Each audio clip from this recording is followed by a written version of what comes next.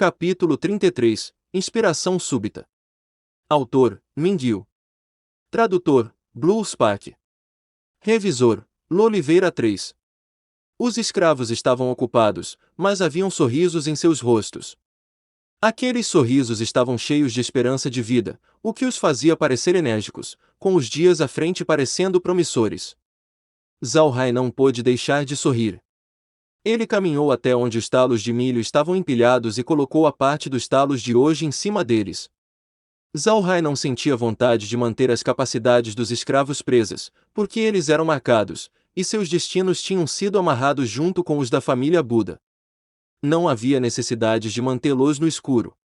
Os escravos tinham gradualmente se acostumado com as várias exibições de Zhao Hai, então eles não tiveram muita reação, mesmo quando Zhao Hai trouxe tantos talos de milho.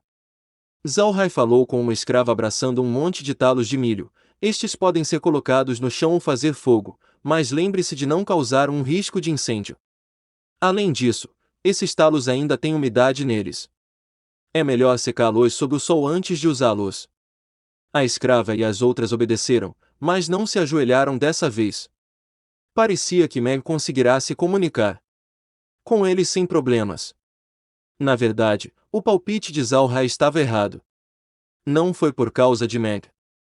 Ela pode ser a neta do mordomo da família Buda, mas sua posição era tão alta sobre os outros plebeus que ela não conseguia se dar bem com eles. Naturalmente, isso significava que ela não conseguia se comunicar bem com os escravos, que eram ainda mais baixos que os plebeus. A razão para a mudança dos escravos foi por causa de Ju. Ju tinha sido escrava por alguns anos e foi marcada pela família, mas teve seu status de plebeu restaurado por Zhao Hai. Aos olhos dos escravos, Ju estava muito mais próximo deles que Meg. A maior razão de tudo foi que Ju ainda trabalhava e ria com eles, então os escravos aceitavam Ju mais. Os escravos eram a classe mais baixa de pessoas no continente, que às vezes nem sequer se comparavam a um cão de seus mestres. Houve um boato de que quando o cachorro de uma família nobre morreu, 100 escravos foram mortos em um ataque de pique. Quão baixos os escravos poderiam ser? Era por isso que os escravos tinham uma cautela muito forte em relação a alguém de status mais altos que eles ou aqueles relacionados a um nobre, e nunca acreditou neles também. A identidade de Ju era especial. Ela era uma escrava também, mas uma que teve sua identidade mais comum restaurada. Ju sempre foi honesta e sociável com os escravos, então eles a aceitaram muito rapidamente.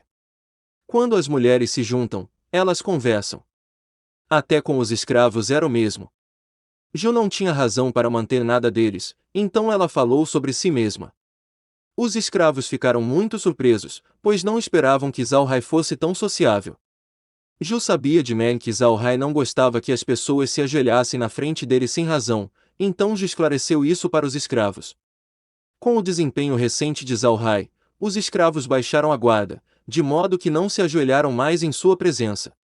Para ser honesto, uma pessoa moderna ainda não se acostumaria com pessoas ajoelhadas todos os dias, mesmo depois de herdar as memórias de Ada. Ele só podia aceitar o que estava acontecendo para evitar que Merin e Grin falassem pelas suas costas. Zhao Hai ficou ainda mais à vontade agora que os escravos não estavam ajoelhados ao vê-lo. Zhao Hai seguiu Merin até o quintal. Meg e os outros tentaram fazer as formalidades, mas ele fez um gesto para que parassem. Ele próprio andou até um lugar vazio e colocou a pedra de dentro do espaço no chão. Zhao Hai observou Meg e os escravos fazendo tapetes de grama. Era evidente que os escravos eram adeptos como faziam coisas em suas vidas. Mesmo aqueles que não sabiam como fazê-lo, aprenderam muito rapidamente. Meg, por outro lado, era mais desajeitada em comparação.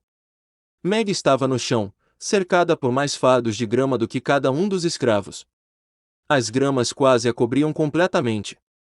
Zhao Hai não pôde deixar de lembrar uma certa frase dessa visão, pegando emprestado flechas usando o barco de palha. Era como Zhu Jilian usava espantalhos disfarçados de soldados para ficar na frente dos barcos, com soldados de verdade pilotando os barcos por trás e conseguindo muitas flechas. Espere um minuto. Barcos de palha.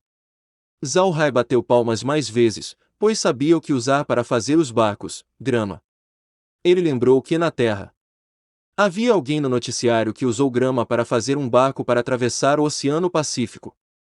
Não se sabia se o louco teve sucesso, mas pelo menos confirmava uma coisa: gramas poderiam ser usadas para fazer barcos. Zhao Hai estava tão animado com o pensamento que ele andava de um lado para o outro em um círculo por muitas vezes. Isso assustou muito Merine, que estava ao lado dele. Ela perguntou a Zhao Hai, como ela não sabia por que ele estava tão animado: jovem mestre, o que há de errado? Zhao Hai voltou à realidade depois que a voz de Merine chegou até ele. Ele olhou em volta e notou que todos estavam olhando para ele. Ele ficou envergonhado com isso e ele respondeu: Vovó Merine, diga a Meg e Ju para virem para a sala de estar. Eu tenho algo para dizer a elas. Ele caminhou apressadamente para a sala de estar do castelo depois disso. Merine não sabia o que Zhao Hai ia fazer, mas sabia que devia ser algo bom que Zhao Hai tinha inventado. Ela chamou Meg e Ju sem mais delongas. Zhao Hai passeava pela sala de estar depois de sua chegada, enquanto esfregava a própria testa por hábito. Ele parou uma vez que ouviu passos. Merine, Meg e Ju chegaram. Zhao Hai assentiu: sente-se. Eu tenho algo a dizer. As três ficaram na frente dele sem se sentar. Zhao Hai sorriu e sentou. Então ele acenou com a mão e disse: por favor, sente-se. As três sentaram-se, mas Ju sentou-se o mais longe dele com a cabeça abaixada.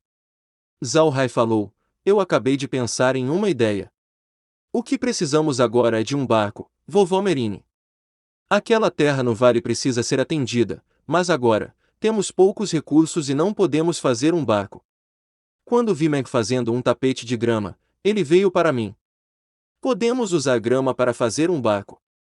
Merine e Meg ficaram estupefatos, enquanto a Tejo levantou a cabeça. Foi a primeira vez que ouviram falar de pessoas querendo fazer um barco de grama. Merine perguntou, indecisa: é realmente plausível, jovem mestre? Zhao Hai riu: claro. Vai funcionar com certeza. Mas a grama necessária será abundante. Devemos achatar a grama corretamente e usar muitas cordas para amarrá-las. As gramas da montanha são muito resistentes, portanto não devem causar problemas durante a produção de um barco. Ok, Meg e Ju, vocês vão e tentem com as outras pessoas. Não se preocupem em estragar tudo. Há muita grama na montanha. Nós vamos fazer um com certeza depois de várias tentativas. Merine não disse nada desde que Zhao Hai parecia tão confiante. Ela pensou: oh bem. Fazer um barco custa apenas grama e corda. Não é grande coisa. Zhao Hai então disse: venha comigo para a sala de estudo, Meg. Vou desenhar uma foto de um barco de grama, e você fará uma de acordo com isso. Zhao Hai subiu as escadas depois disso, com Meg seguindo. Zhao Hai desenhou a aparência de um barco de palha de acordo com suas próprias memórias. O conceito não foi muito complicado. A forma era como um sapato com ponta curva. A frente estava alta, enquanto as costas eram planas e o fundo do barco era grosso. Ele só tinha visto uma foto pela internet antes, então o que quer que ele tenha esboçado só poderia ser usado como referência. Ele entregou o rascunho finalizado para Meg e disse: eu me lembro mais ou menos da aparência do barco sendo assim. Basta fazer assim e ver se isso pode ser feito. Está tudo bem em tentar algumas vezes. Meg atendeu com um som e foi embora com o esboço. Sem saber o que fazer, Zhao Hai olhou para os livros da sala de estudos com um brilho nos olhos. Felizmente, apesar de Ada ser um playboy, ele era descendente de nobres. As palavras nos livros eram coisas que Adam sabia desde pequeno, então Zhao Hai também as conhecia. Foi estranho quando ele pensou sobre isso. A língua falada aqui era em grande parte semelhante ao chinês com pequenas diferenças, mas a linguagem escrita aqui era outra questão. Se não fosse pelas memórias de Ada, ele seria analfabeto com certeza. Zhao Hai não achou os livros muito úteis. Havia apenas notas aleatórias e alguns livros de história.